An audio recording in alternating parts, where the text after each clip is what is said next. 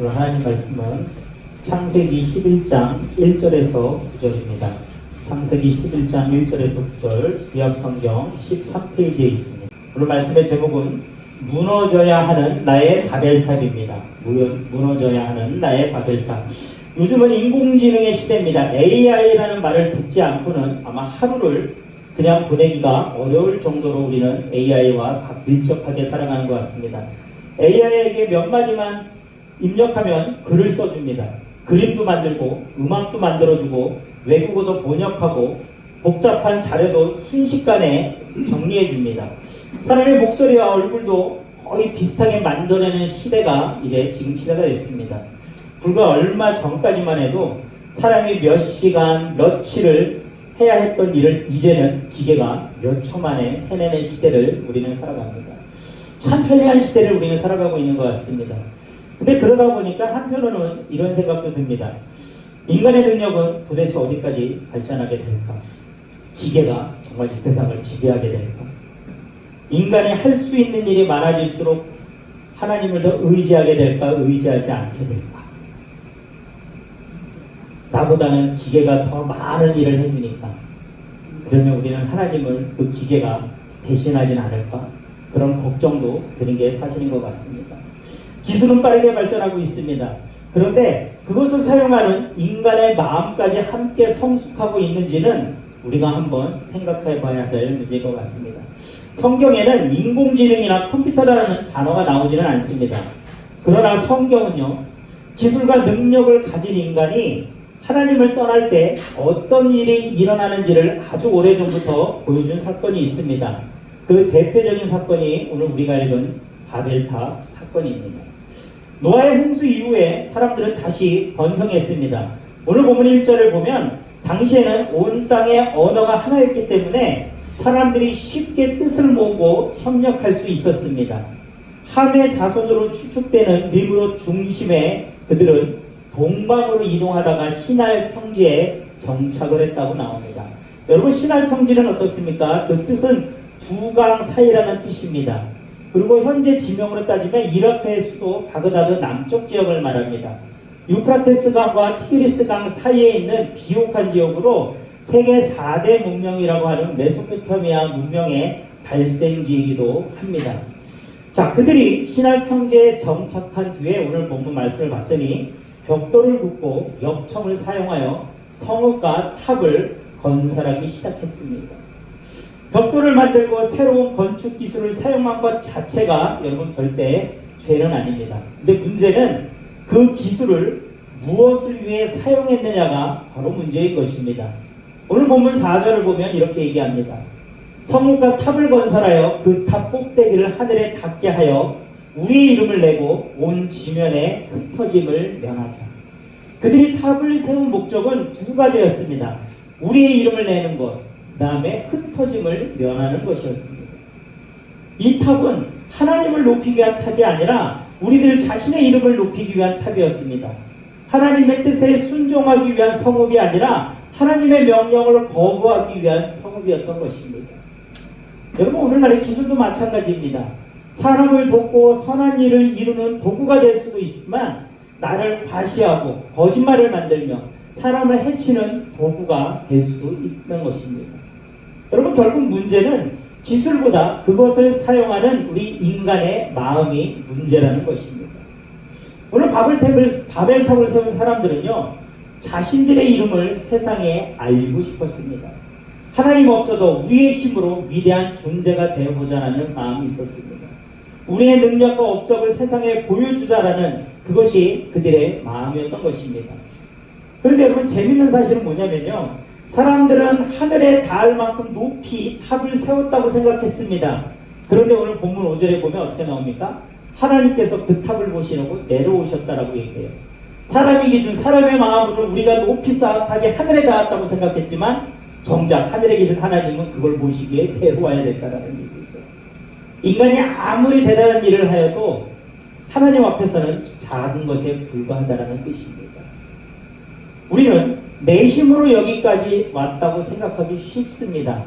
그러나 여러분, 하나님께서 우리의 건강과 기회와 사람을, 우리 주변 사람을 허락하지 않으셨다면 여러분 우리는 아무것도 할 수 없었습니다. 바벨탑을 세우려던 마음은 오늘날 우리 마음속에도 있는 것 같습니다.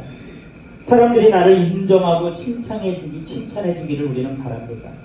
내가 한 일을 알아주면 기쁘지만 알아주지 않으면 왠지 마음이 섭섭합니다. 다른 사람이 나보다 잘 되는 것을 보면 마음이 때로는 불편해질 때도 있는 것이 우리의 현실입니다. 그런데 여러분 우리는요 신앙생활에도 바벨탑을 쌓을 수 있다는 것입니다. 봉사하면서 하나님보다 내 이름이 드러나기를 원할 수도 있습니다. 아무도 알아주지 않으면 때로는 봉사하기가 싫어질 때도 있을 것입니다. 여러분 그렇기 때문에 무엇을 했는가보다 더 중요한 것은 왜 했느냐가 중요한 것입니다. 무엇을 했는가보다 왜 했느냐가 중요하다는 것입니다. 여러분 사람들에게 인정받기 위해 하는 것입니까? 하나님을 기쁘시게 하기 위해 하는 것입니까? 시편 127편 1절에 보면 여호와께서 집을 세우지 아니하시면 세우는 자의 수고가 헛되며 이렇게 얘기합니다. 내 이름을 높이기 위해 세운 탑은 언젠가는 무너집니다. 사람의 칭찬도 사라집니다. 우리가 자랑하던 능력도 결국은 쇠해버리고 말습니다. 그러나 하나님을 위한 일은 사라지지 않습니다. 사람들이 알아주지 않아도 하나님은 분명히 여러분 기억하십니다. 요한복음 3장 30절에 보면 그는 흥해야 하겠고 나는 쇠하여야 하리라. 자, 이게 무슨 말씀이냐면요. 세례 요한이 예수님께 많은 사람들이 몰려드는 걸 보고 세례 요한의 제자들이 세례 요한에게 와서 선생님 도대체 왜 저 양반 저렇게 모여듭니까? 도대체 우리는 어떻게 해야 됩니까? 라고 걱정했었을 때 세례 요한이 한 이야기입니다. 그는 흥하여야 하겠고 나는 쇠하여야 하리라. 여러분 세례 요한의 이 고백은요 나는 없어져야 된다는 자기 비하나 이런 얘기가 아닙니다. 자기에게 맡겨진 사명, 즉 세례 요한 자신에게 맡겨진 사명은 예수님을 드러내는 것이며 이제 예수님이 높아지시는 것을 기뻐한다는 믿음의 고백인 것입니다. 여러분 이것이 우리 안에 있는 바벨탑을 무너뜨릴 수 있는 믿음입니다. 홍수 사건 후에 하나님께서는 노아와 그 아들들에게 뭐라고 말씀하셨냐면요. 생육하고 번성하여 땅에 충만하라고 말씀하셨습니다. 하나님께서는 사람들이 온 땅에 흩어져 살기를 원하셨습니다. 그러나 오늘 본문의 신할 평지의 사람들은 이렇게 말합니다. 우리는 흩어지지 않겠다. 우리의 힘으로 안전한 성읍을 만들겠다라고 그들은 말하고 행동했던 것입니다. 여러분 이것은 단순히 한 곳에 모여 살겠다는 의미가 아닙니다. 하나님의 명령을 거부하고 자신의 뜻대로 살겠다라는 선언이었던 것입니다. 여러분 우리는 가만히 생각해 보면 불안할수록 나를 지켜줄 뭔가를 찾고 있는 우리의 모습을 보게 되는 것 같습니다. 돈이 많으면 안전하다고 뭔가 평안함을 느끼기도 합니다. 건강하면 걱정이 없을 것이라고 생각합니다.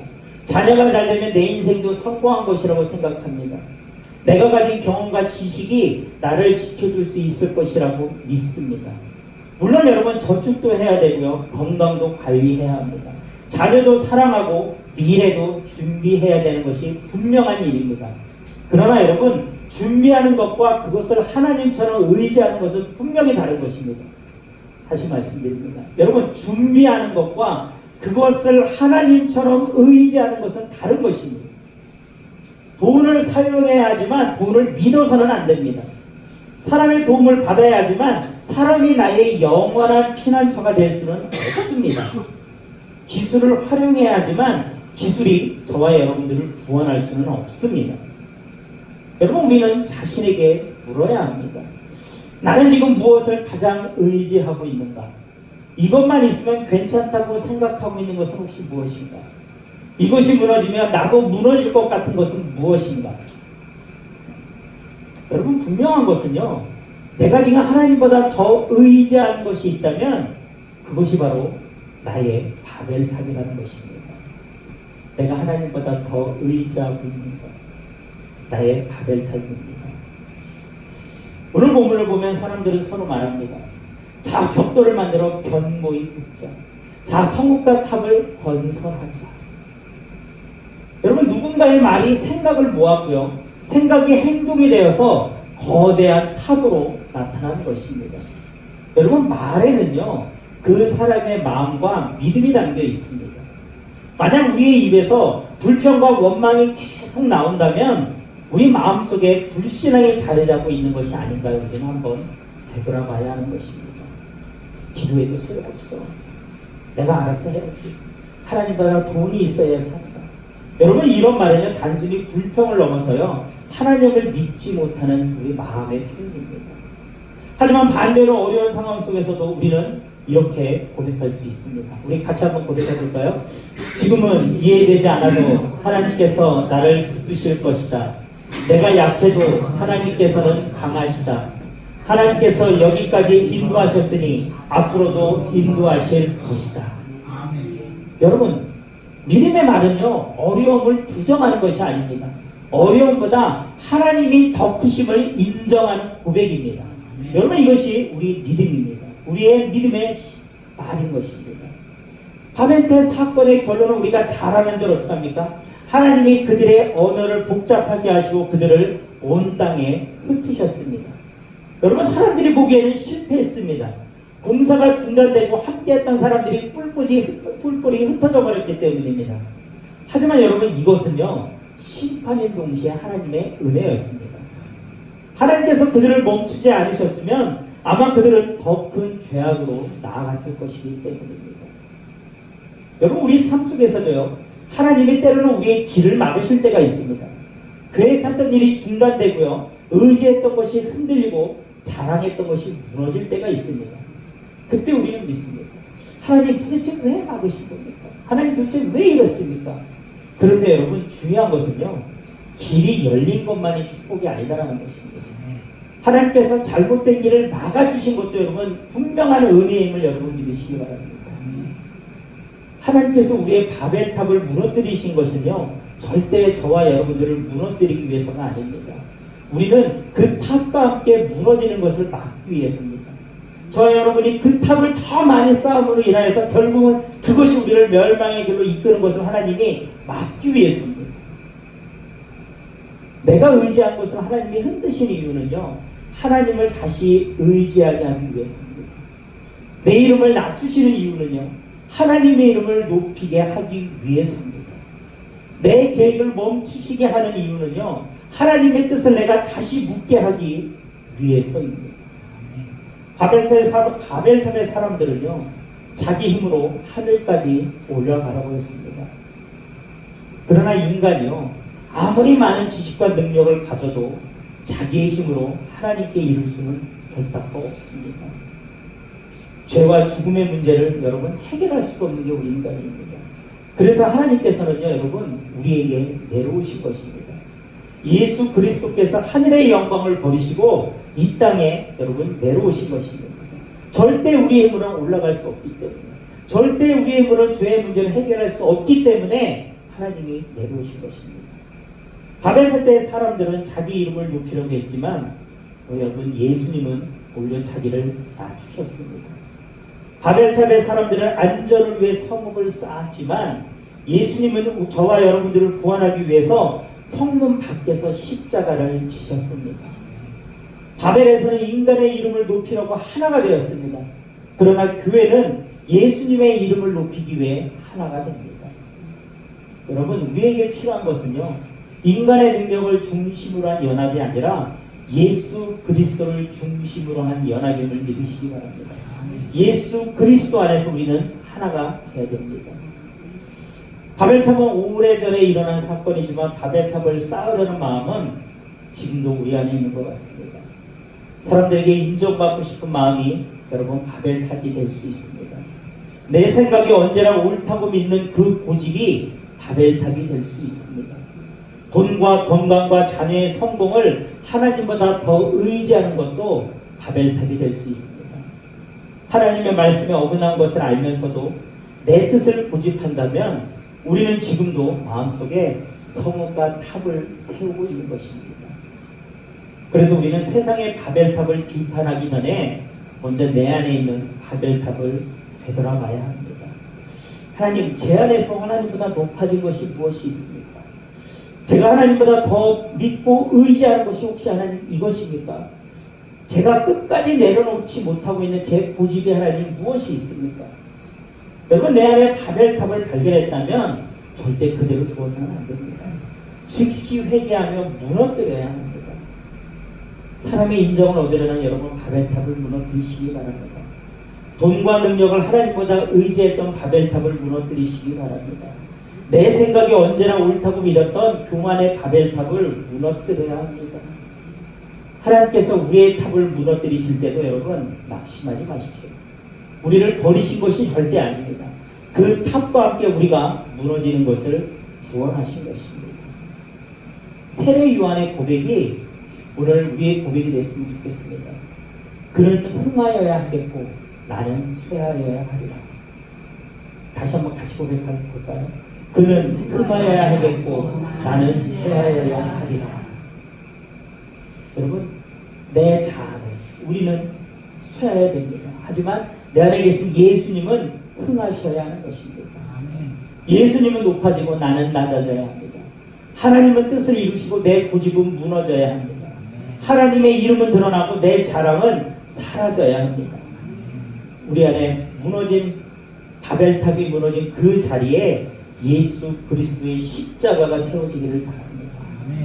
내가 세운 것이 무너지고 하나님이 세우시는 믿음의 길이 굳게 세워지는 우리 모두가 되시기를 주님의 이름으로 축원합니다. 우리 찬양하고 같이 기도하겠습니다.